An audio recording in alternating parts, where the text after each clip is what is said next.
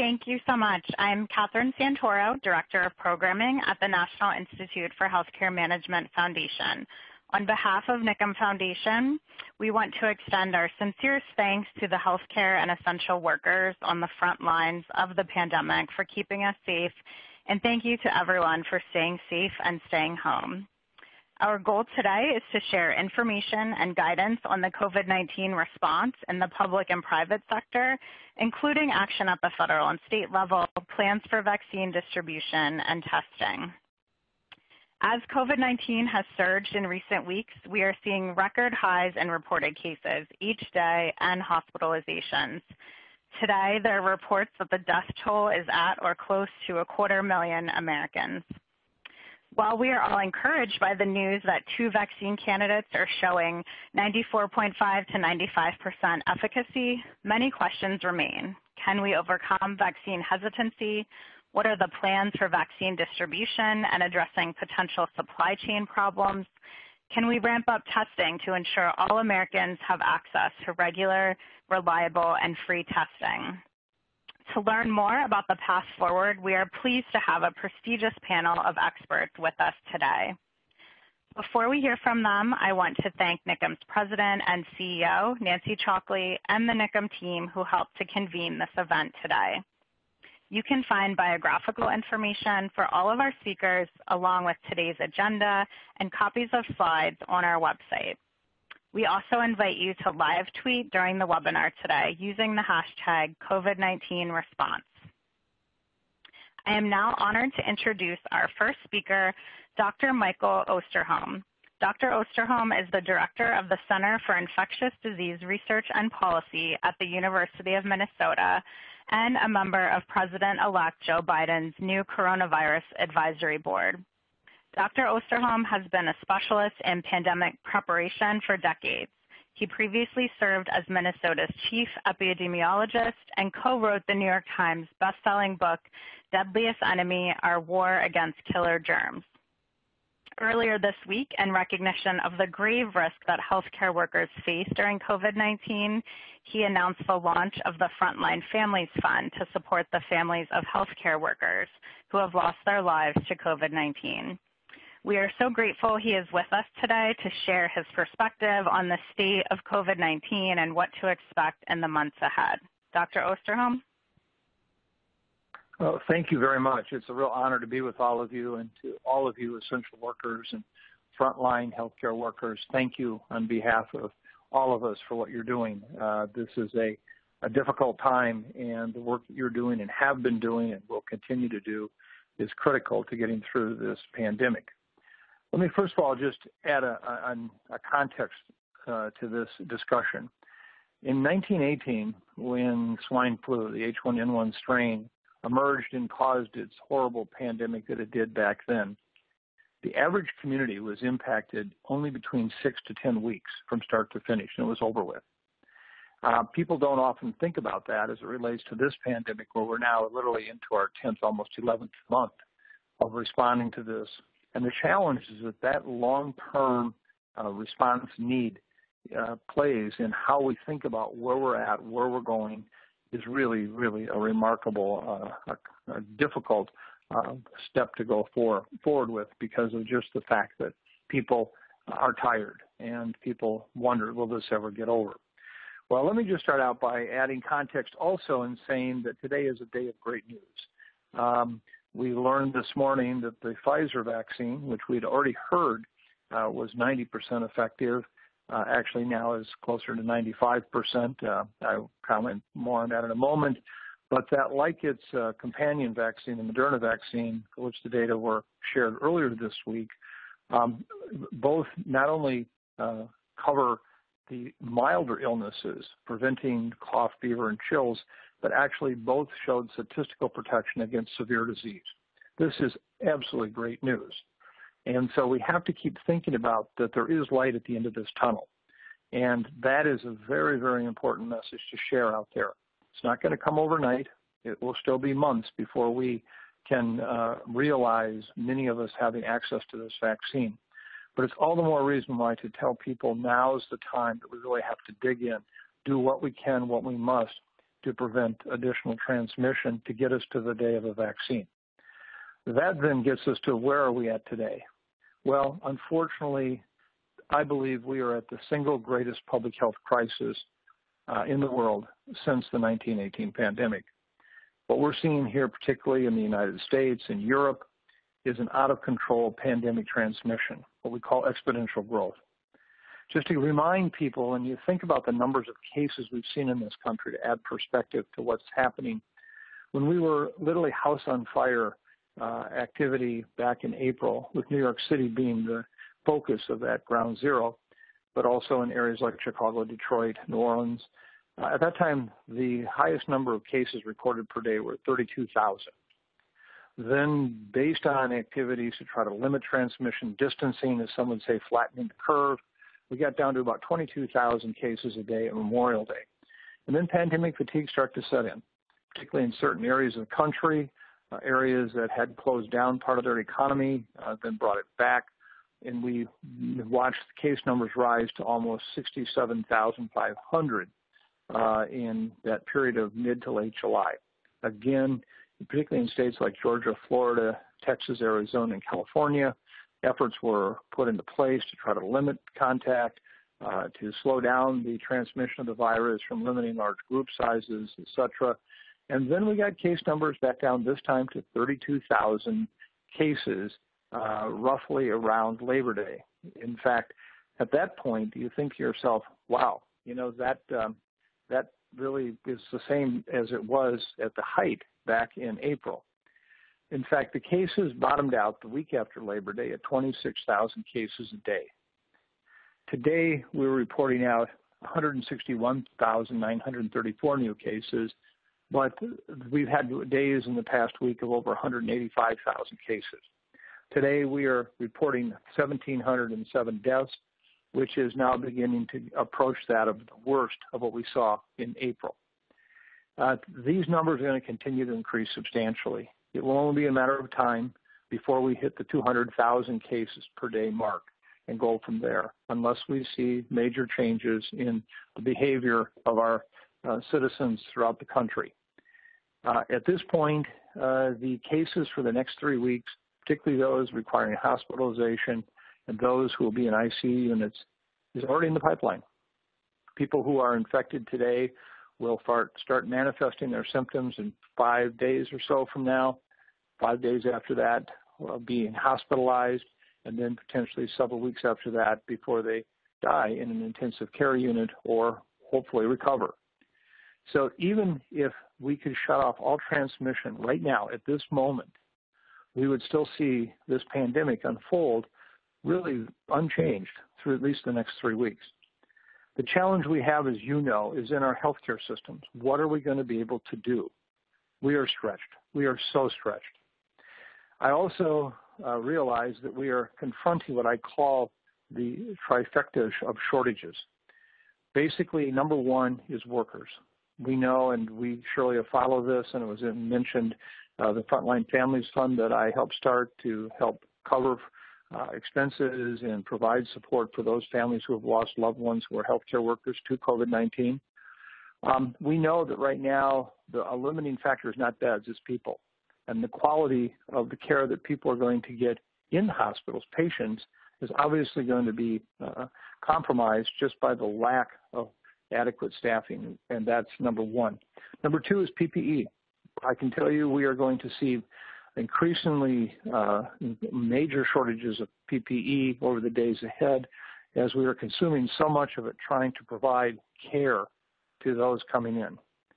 Also, something that happened in July here in this country was an increase in cases, but what didn't happen was an increasing number of cases in Europe at that same time. And now Europe is in the same position we're in, and they too are consuming these same goods, the PPE that we want. And so that's even a bigger hit on the PPE availability. The third shortage of the trifecta is that of drugs. Our group has been very actively involved working on the issue of drug shortages for several years. We've identified 40 very critical drugs for the treatment of COVID-19 patients. not the monoclonal antibodies, et cetera, not those. But those are just everyday needs, such as antibiotics for secondary bacterial infections, propofol, for example, in terms of trying to intubate a patient. And of the 40 critical drugs we need, right now, as of today, 29 are in shortage status, and that number is growing rapidly, not just in terms of total drugs, but also the severity of the shortage. Again, Europe needs those same drugs, and many of them are coming from Asia, India in particular, which has been hit hard itself with COVID and has limited production and shipment of these drugs. So I can anticipate over the upcoming days that between the shortage of healthcare workers, the shortage of PPE, and the shortage of drugs, the challenges will only become more acute. Now, that's hard to hear, but we have to plan for it. We have to be there. And that, I think, is one of the important issues we'll discuss today, is what does this mean? What are the considerations we have to have? And we need a national plan right now for driving down these cases. How are we going to respond? Right now we have 50 governors, many, many large city mayors, all coming up with their own ideas, their own approaches to trying to limit transmission. Will you close a bar at 10 o'clock at night or not? Do you limit sporting activities in high school? What do you do with restaurants and bars if you do more than just close at 10 o'clock at night? I could go on with the list, but the bottom line is we don't have a comprehensive and proactive ongoing program to understand what we're doing. If you look at other countries in Europe, they surely have taken much more extreme measures to try to drive their case numbers down. The good news out of Europe is that the case numbers actually fell 10% yesterday, but they are still overall still quite high in number. The death toll continues to increase there, however, as you know, that severe illness and death are often leading or indicators that come after the cases themselves. So I just want to leave this call here and pass on the baton with the idea that we do have the potential for a future that looks so bright with regard to this virus. But in the meantime, we've got a lot of hard work to do. And we're asking people who are already very tired, people who are already very stressed, people who have given so much in the healthcare area. And now, unfortunately, we have to come back and ask for even more. But at this point, that is what is going to help us get to the end of this pandemic. In the meantime, however, we can all communicate with our friends, our neighbors, our families about why the prevention efforts that we recommend are so important. Bottom line is stop swapping air. Stop swapping air. However you do that, by distancing, masking can help. The bottom line is that that's what we have to do. If you're going to go to bars or restaurants, if you're going to go to weddings and funerals, if you're going to go to church groups, high school athletic events, just know you're putting yourself, you're putting your loved ones, and you're putting the healthcare workers of this country at risk. And so I hope that we all collectively can come together and help stop the transmission in this country, but still knowing even with all of our efforts, we've got some very difficult days ahead. So with that, I'll stop and turn the program back over. Thank you. Thank you so much for your leadership and commitment to supporting the nation's critical response to COVID-19. Our next speaker, Hemi Tawarsa, will discuss the COVID-19 response at the state level, including equitable vaccine distribution. Hemi is a visiting senior policy fellow at the Duke-Margolis Center for Health Policy. At the center, she is responsible for strengthening engagement and state-level COVID-19 response, including such areas as new models of care and effective strategies for testing and containment. She previously served as the director for the Health Division of the National Governors Association Center for Best Practices. Hemi? Thank you so much, Katherine, and it's great to be with all of you today. So that was a really, I think, thoughtful and sobering perspective from Dr. Osterholm. But today I wanted to focus on his comments around vaccines, and that's really what I'm going to be talking about in terms of the state perspective and where we've been. And before I get into sort of all those details, I'll just make one comment about, state leadership on this. And they really had to lead because there wasn't a national plan.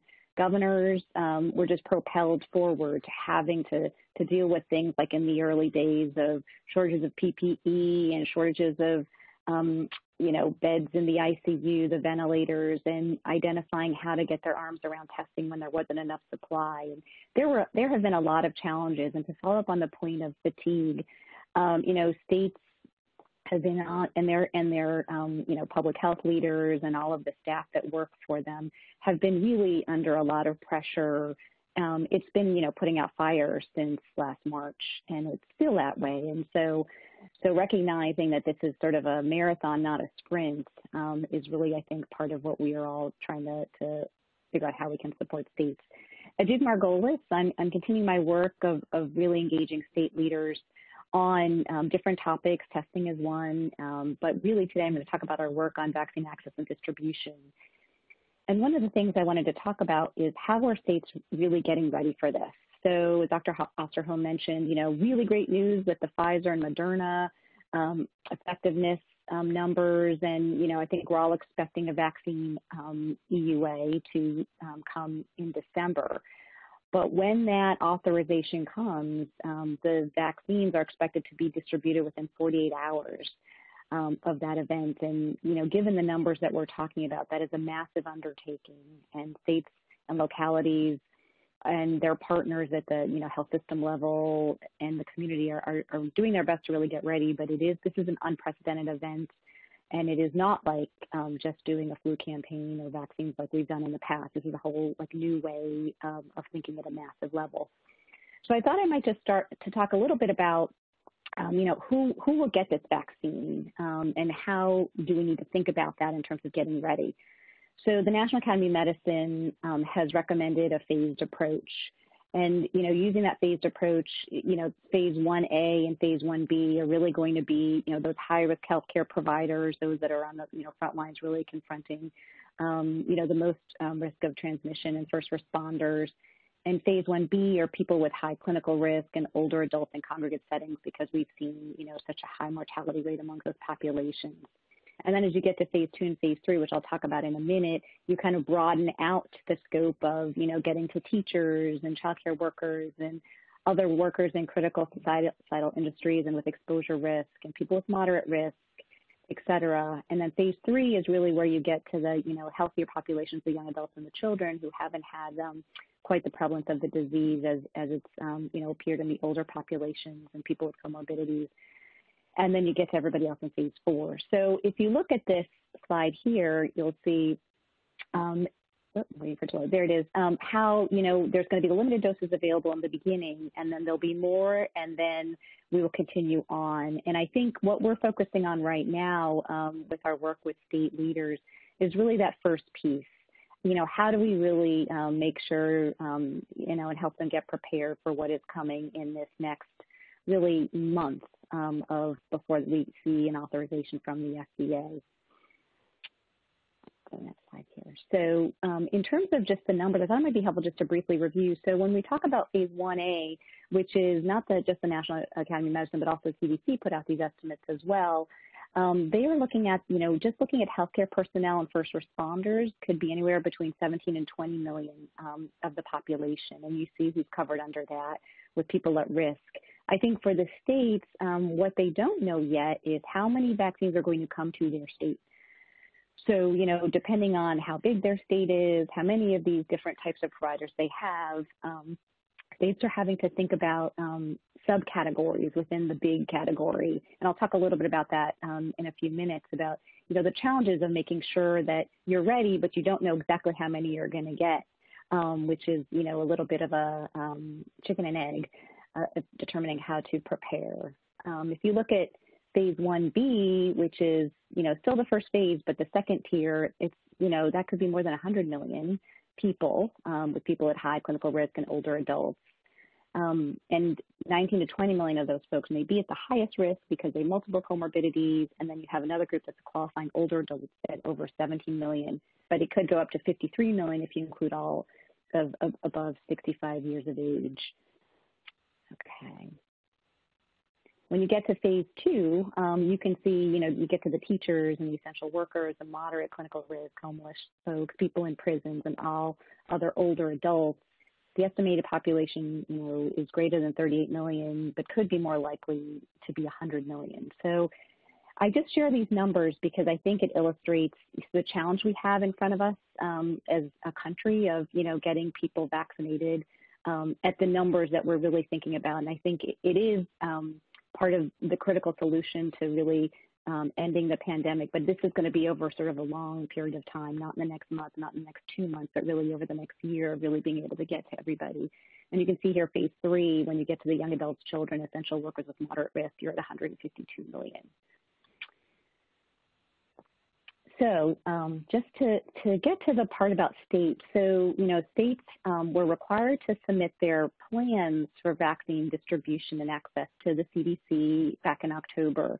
And one of the things that we are doing here at Duke-Margolis is we're partnering with the National Governors Association to review all of the plans and really identify kind of what are the key themes, where are states starting to strategize around these different challenges, and how can we, make this sort of a useful resource for when states continue to refine the plans, which they are all doing. Those were just interim planning documents. They had a month to do them with not complete information, and now, they're continuing to refine them as they get more information and more understanding about what's to come. So if you're interested in that, in this topic, we will have a paper coming out in December, and happy to coordinate through NIHCM to make sure that, people can get access to the paper. It will be publicly available. But anyway, back to this, in terms of what states are doing to actually plan, in the plans, there were different categories that they had to address, which the CDC required them to do. And one was like, how do you identify and allocate vaccines to critical populations? And you just saw with my previous slides, really even just focusing on the phase 1A, there could be potentially a lot of people in that phase, and understanding who they are and how you're going to get the vaccine into their arm. The last mile, which is the states and localities are going to be responsible for, is going to be the challenge they're going to face when the vaccine is authorized in December. Along with that is, how are they going to do some logistical planning to meet vaccine storage and handling and administration requirements? How are they going to support vaccine provider enrollment, making sure you have, enough people enrolled who can administer the vaccine, vaccine ordering and distribution and storage, which I'll talk a little bit about in a few minutes. The Pfizer vaccine, for example, requires pretty significant cold storage.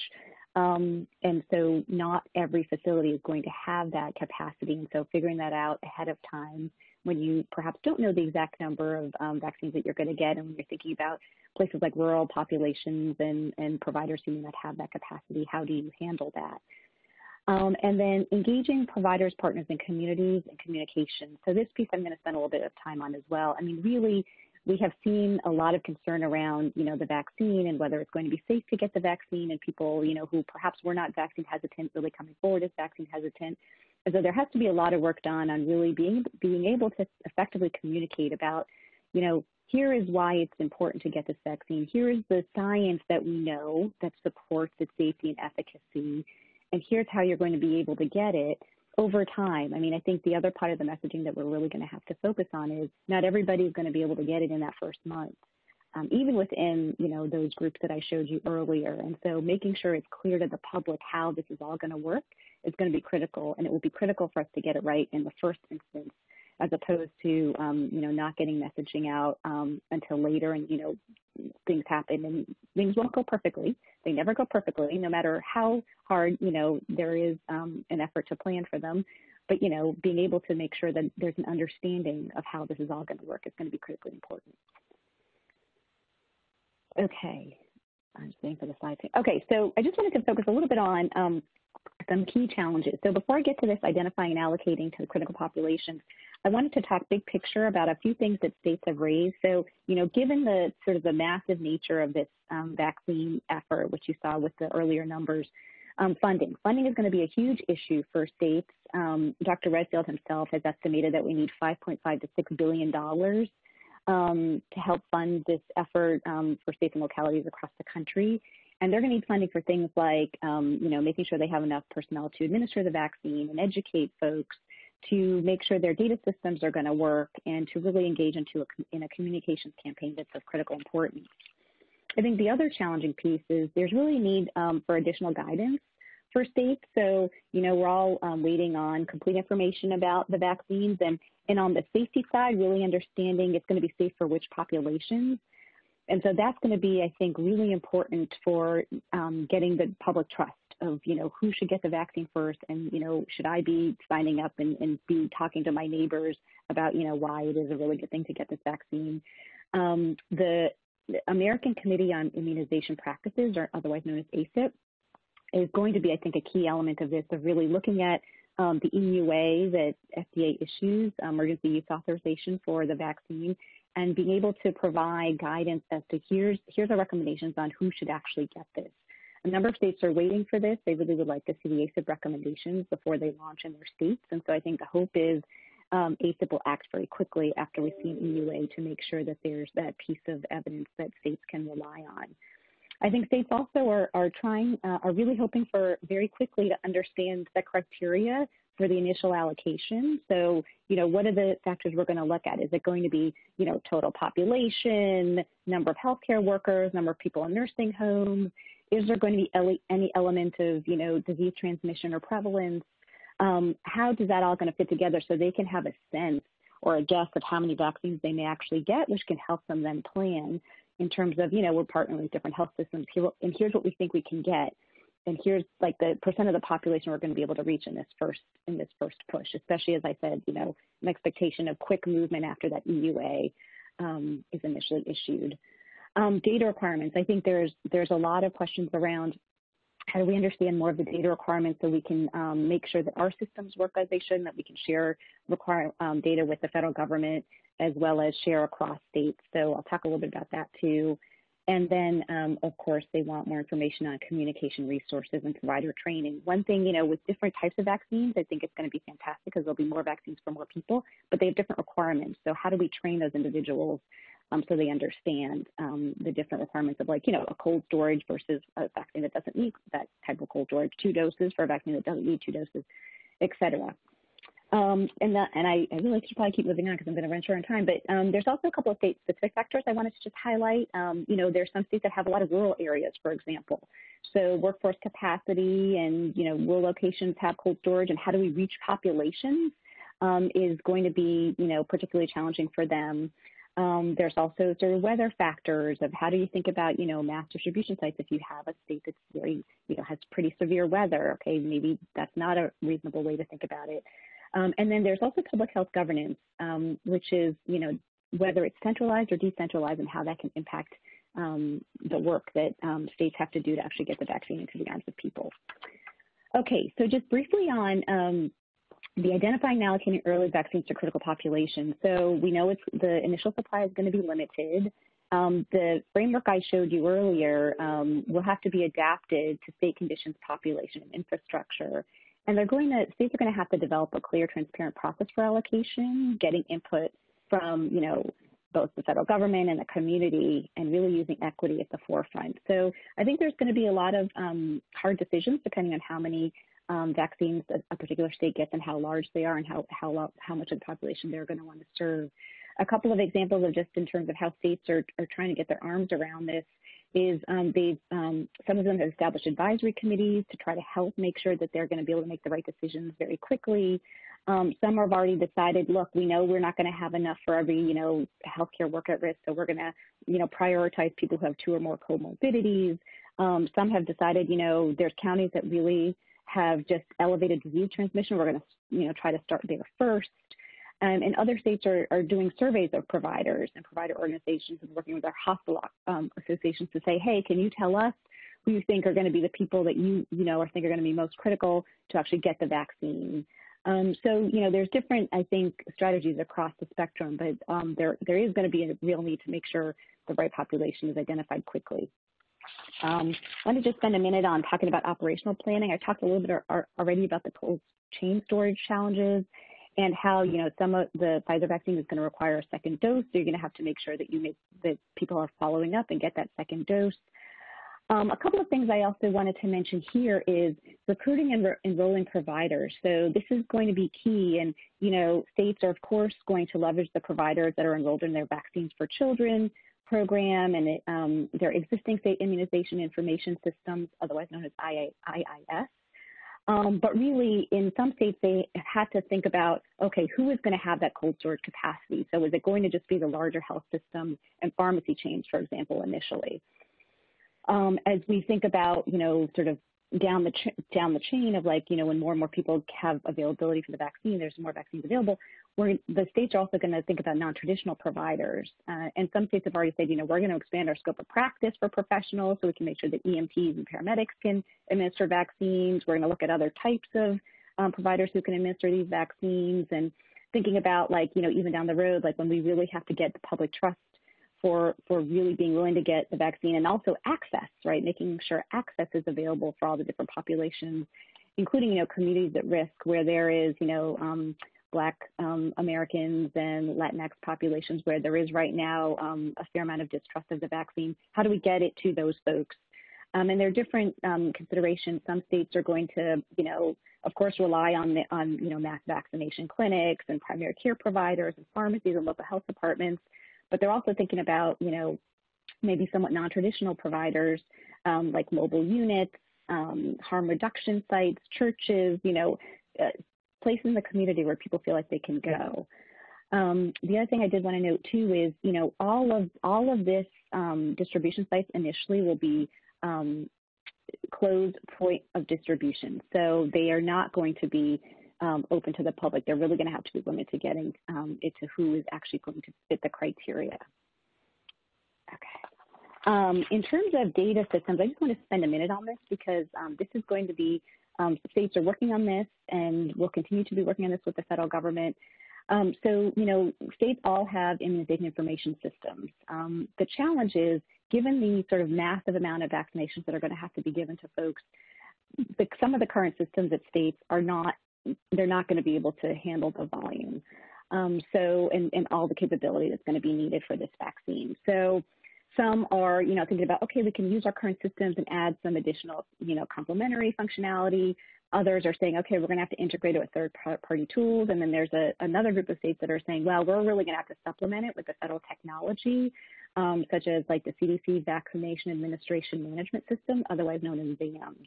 So there's definitely variability in terms of how they're going to be able to effectively track the vaccine. And this is really important, being able to track the vaccine, making sure people get second doses, and then also identifying where there's any adverse events, because that's going to be a really important information chain to establish to inform sort of the next phase of distribution, making sure we understand who gets it and what happened to them.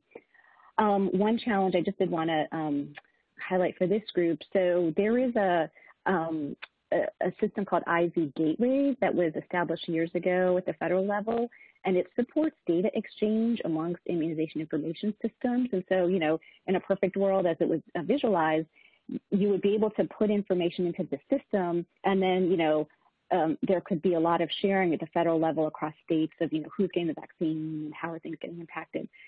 I think the challenge with this is it was established a couple of years ago, but only 2 states currently live on it. It just hasn't kind of been implemented in a way that other states have been able to really participate. So although a number of states, and most states, frankly, say they're planning on using IZ Gateway, there's going to be some work in order to make that a reality. One of the pieces also is states have to sign data use agreements to allow the sharing of information with the federal government and others.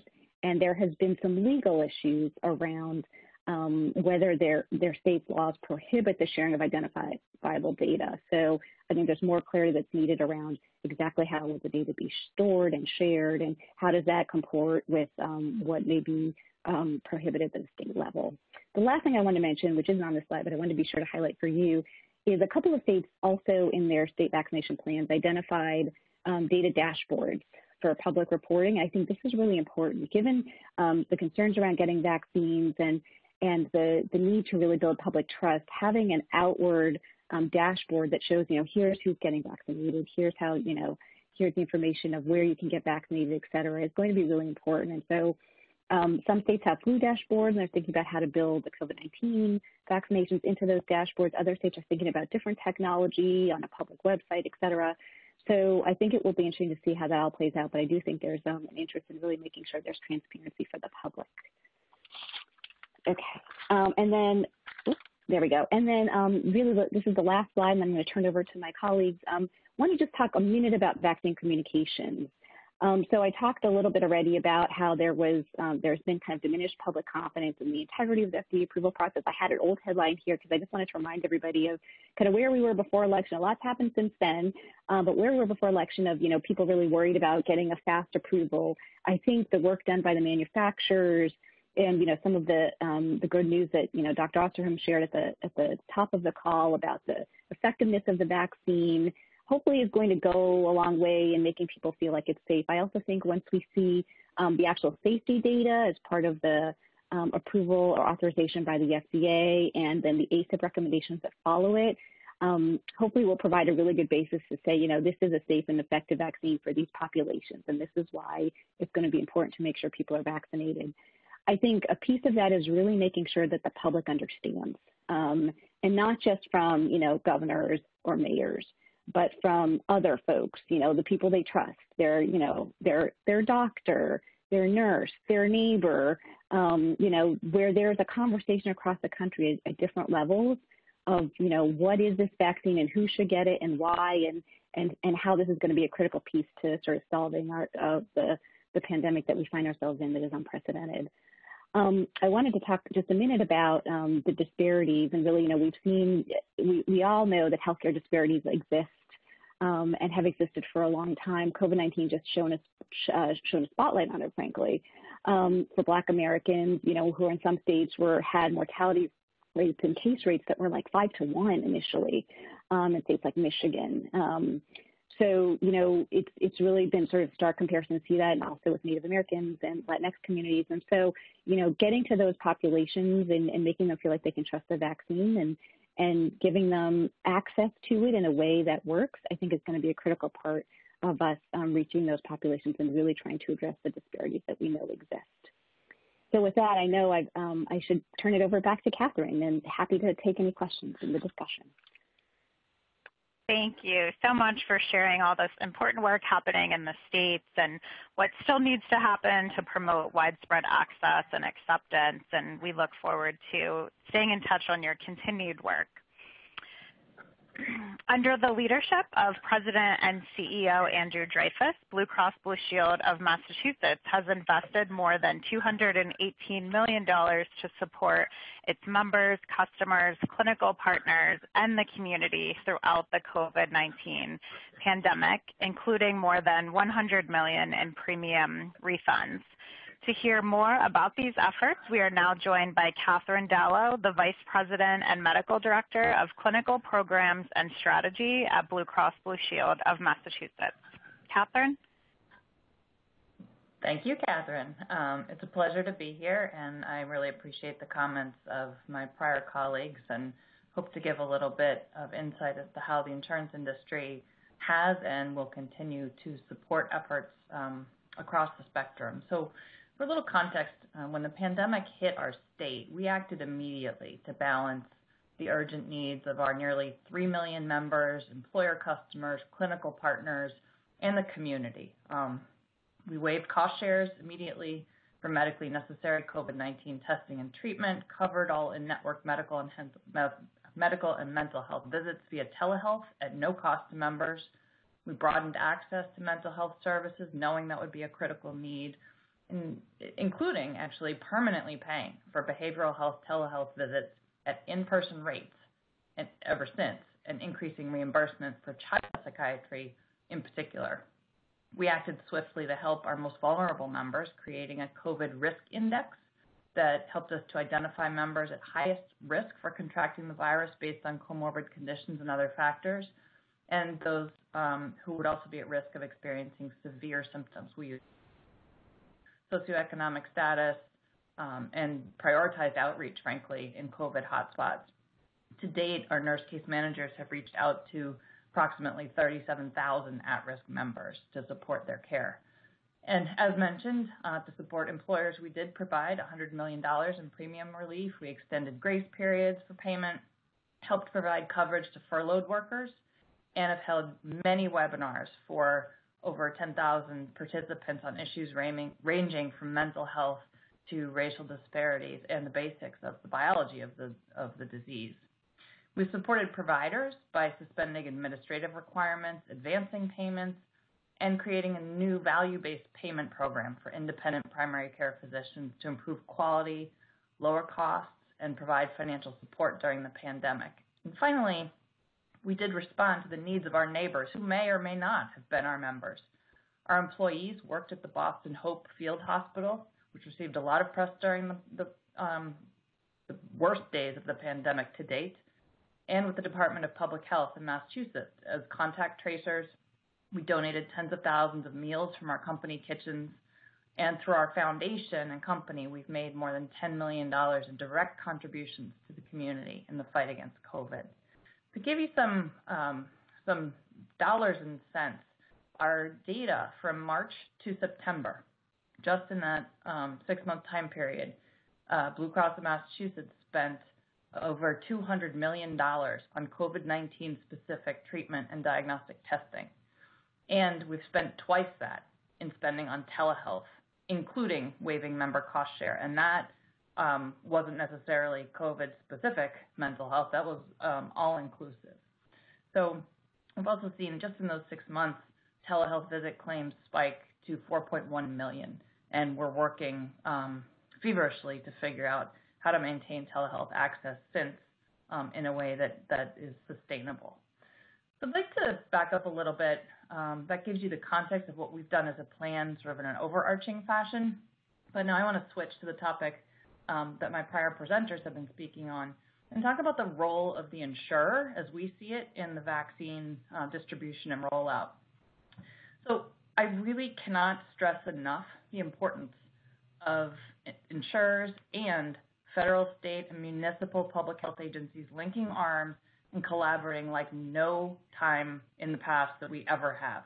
We work together today. We've worked together on many initiatives over the years, but nothing has required this level and complexity of collaboration before in modern U.S. health insurance history. And I believe Dr. Osterholm referenced that this goes back to the pandemic of 1918, and at that point, we were our scientific advances in this area and vaccine medicine were minuscule and frankly non-existent. So really, communication and education of the public must be consistent, factual, and continual. We've heard a lot over the past several years, but especially this election season, about fake news. What we really need to do is band together with the new administration and make sure the facts are out there in a consistent way and really make sure we repeat those facts and information as it's available. We personally at Blue Cross have broad-based social media channels that can and will be leveraged, frankly, to assist our DPH on publicizing messaging to our members, providers, and the general public. We have a brand journalism website that is available to anybody. We publish articles and facts on that in repeated fashion, whether someone's our member or not. They can access that information, and we've held many conversations with our local DPH awaiting some of the guidance that was just explained. This really is not about traditional employment or coverage concerns. This is about identifying people, as was just mentioned, appropriately for prioritized and staged vaccination and ensuring follow-up, as was already mentioned. I think what people don't really realize until they think on it is that data from many sources will be used and should be used to make sure that those who are the most vulnerable and are identified in vaccines per federal and state prioritized guidelines. Now, some of those data sources can be direct care providers, hospitals, long-term care facilities, retail pharmacies have certain pieces of information, community centers, homeless shelters, schools, and insurers, to name a few. All provide different pieces of information that can be put together to identify who should be contacted first and prioritized for these vaccines. We personally have received inquiries already from our own clients commercial clients who are non-medical providers as to whether we can assist as their insurance company with organizing work-based vaccination clinics, much as we have in the past for flu vaccines for years and have done on our own campuses.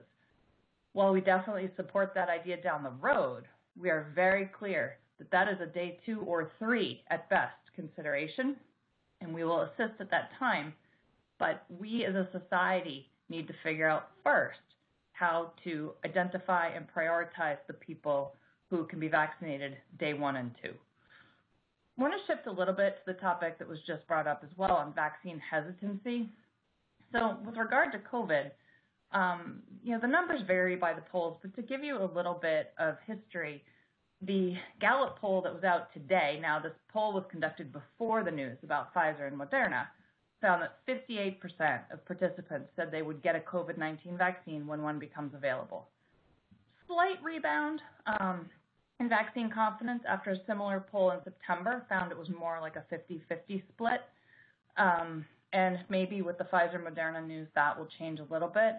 If you go back to October, the share of Americans who said they're likely to get a COVID vaccine was dropping, and the decline was notably more pronounced among Black Americans than white individuals. And that is something we are going to have to address head on. So I do want to take a step back into the history of public health for a minute and talk about vaccine hesitancy in more general terms. We have heard the word twindemic. We've seen what's happened with some areas where there are allowances for parents to decline childhood vaccinations depending on state regulations for preventable things such as measles, mumps, rubella, tetanus, diphtheria, polio, hepatitis, you name it. And, I think we need to take stock and think about the vaccines we have available today and have had available for other diseases during this pandemic. If you think about it, an estimated 9 million childhood vaccine doses could be missed nationwide in 2020. And we have made up ground since some of the data was collected back in March, April, and May when we saw a significant decrease. But that kind of statistic really threatens community protection against other highly contagious diseases and preventable diseases like polio, pertussis, measles. And we really think that by the end of the year, we are on track to have a decrease of up to 26% in childhood vaccination doses for things unrelated to COVID, which would simply compound any COVID exposure or infection and potentially devastate communities for whom herd immunity is not maintained because of this. According to new Blue Cross Association data, 40% of parents and legal guardians say their children missed vaccinations due to COVID-19. Again, we have made great strides in trying to get those made up, but we are not going to get to the full cohort by the end of the year.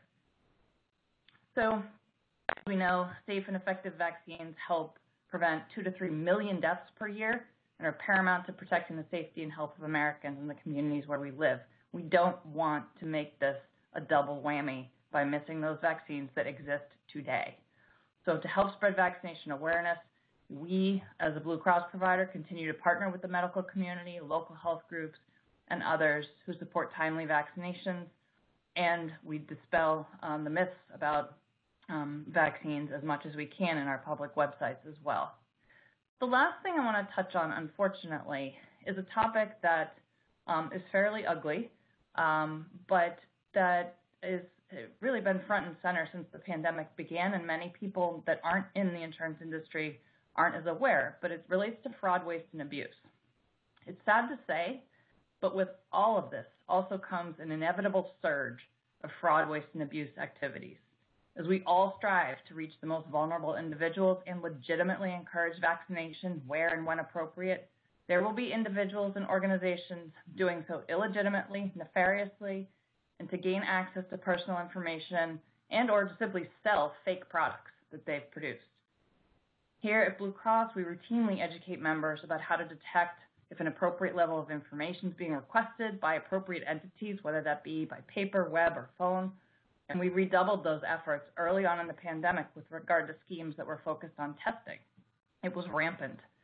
And as we enter the vaccine era for COVID, it will be especially important for us all to be vigilant in the fraud, waste, and abuse space during the many months of vaccination efforts, and to share as much information as possible among us and between agencies and companies with regard to those schemes, because it's the only way we will shut them down early and with the least amount of damage. We can't have vaccine hesitancy compounded by fraud, waste, and abuse schemes, have people receiving therapies that they think are appropriate that are not, and simply creating misinformation and also putting people at risk of their personal data and healthcare being devastated.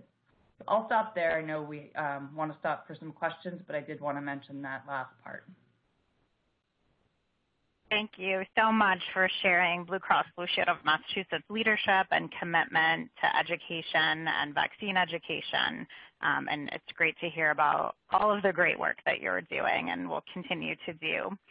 We are now excited to take some questions from our audience. I'm going to start, and I will ask all of our speakers to come off of mute. We've heard a lot today about the vaccine, and we know the timeline is pretty quick for turning around this distribution. We're also hearing a lot about potential obstacles, both in terms of the upcoming presidential transition, what that means for distribution planning, supply chain issues, some states having review boards in addition to guidance from the federal government, and would love to get our speakers' thoughts on what you're anticipating as some of our big obstacles ahead, and what you see as some potential solutions as we kind of navigate this territory for the next few months.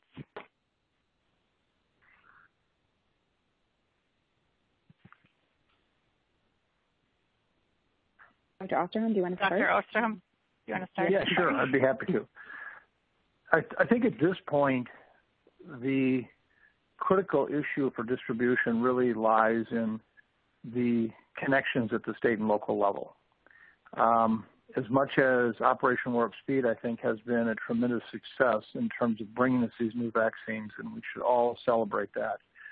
I think it's been a bit more difficult in terms of forging the national direction and leadership on states, particularly state health departments, local health departments, healthcare organizations, as to how these vaccines will be distributed. And that last mile is so critical.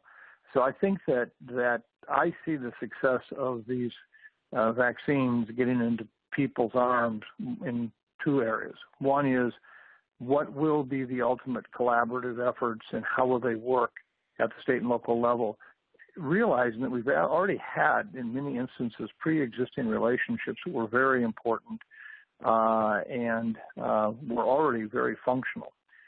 I've heard from a number of state health department leaders that this has been a huge challenge.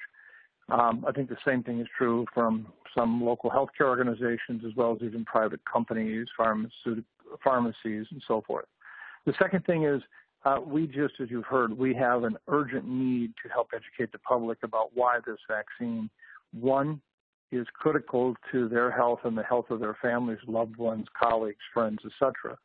And two, why, with what data we have right now, we can feel this level of confidence about the safety of the vaccine, and that despite all of the potential negative sense of Operation Warp Speed, too fast, not safety, or the fact that for some time there were a number of us that were concerned that there may be a political finger on the scale of approval process before the election. That has been removed.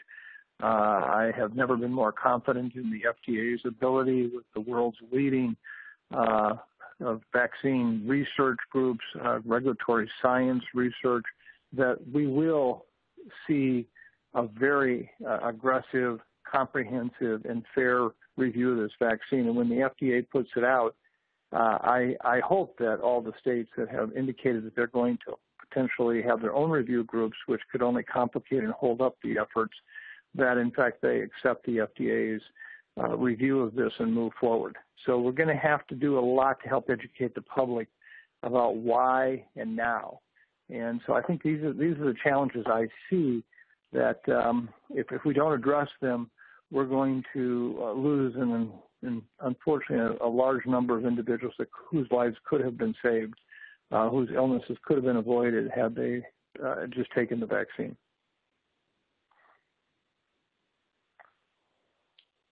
Right. And I think this is Hemi. The only thing I would add, I agree with all of that. The only thing I would add is Dr. Dallow's reference to unprecedented collaboration. I think that is going to be key. And if we don't get that right, within the 48 hours of when the EUA is issued, that timeline is so tight. That's where I think there'll be challenges with respect to, the data flow and making sure the right people are going to be getting the vaccines at places where there's, things like cold storage and ability to actually provide access to the populations who meet the criteria.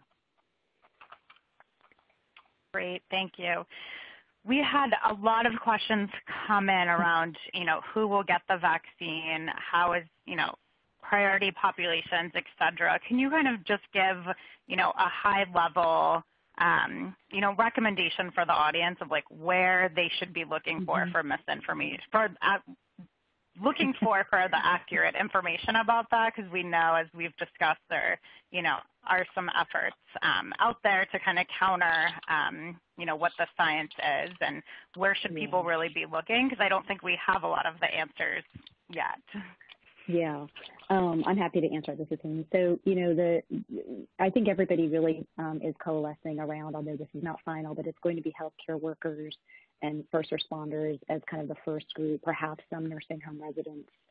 I think really looking at the American Committee on Immunization Practices, ACIP, and there, after an authorization is issued by the FDA, which will have its own, guidance in terms of what populations it's safe for, ACIP will issue its recommendations on, like, this is who should get it. CDC will promote those. The states are looking for those, and I think that will be where we are going to see who within that group that is going to be larger, I anticipate, than the number of vaccines that are available in that first, push, will be able to receive it. I think states are already making those determinations, as I mentioned, within healthcare workers who are at risk, prioritizing those who have 2 or more comorbidities, who are going to be the most at risk, just kind of, trying to anticipate if they don't have enough vaccines for everybody in that category, how are they going to be able to get them?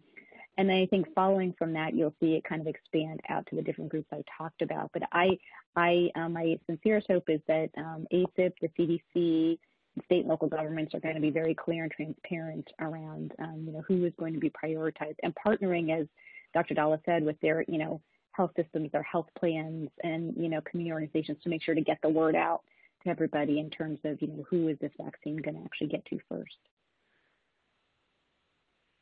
Yeah, and I think, and Hemi, thank you for that that validation. It's also important. I think when you talk about the data too, people may be scratching their heads thinking a little bit about, well, what does the health plan have to do with the data? The doctors would know what people need, but you also think about people who may not see a provider regularly, and their visits are in the emergency room, urgent care, or they only use telehealth occasionally, and there's no one source of information, but we as a plan get those claims.